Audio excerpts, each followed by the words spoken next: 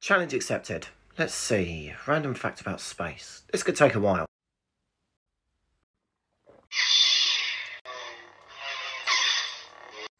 Okay, I've got a few for you.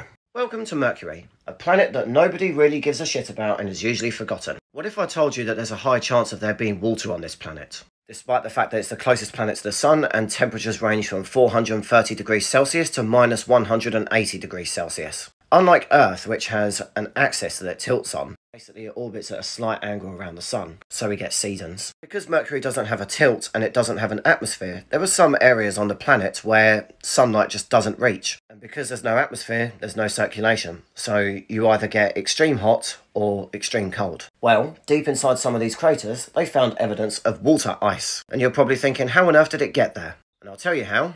Comets. Side note, this is Comet Neowise, a picture I took through my telescope in 2020. It was bright enough to be seen with the naked eye just before sunset and just before sunrise. Comets are icy bodies that usually live on the outer edge of the solar system. And every now and then, they make journeys towards the inner solar system, and as they get closer to the sun, the ice melts and evaporates and creates these huge tails.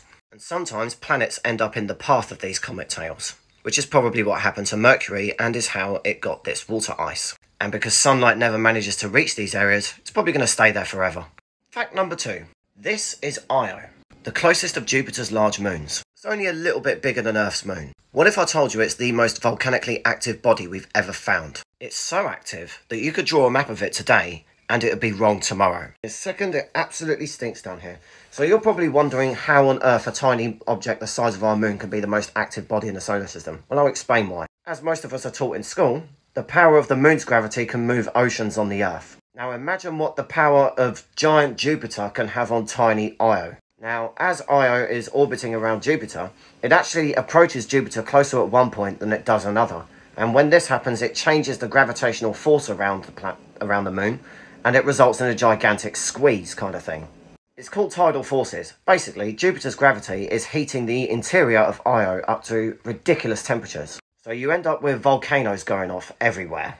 And I mean everywhere. And we've all heard of this moon. We believe that tidal forces from Jupiter are what's causing Europa to have an ocean underneath its ice layer because it's nice and warm. And the last fact I have for you today is about black holes. And rest assured, black holes will be getting their own video at some point. This will be me answering a question that I keep seeing on the internet and it really annoys me.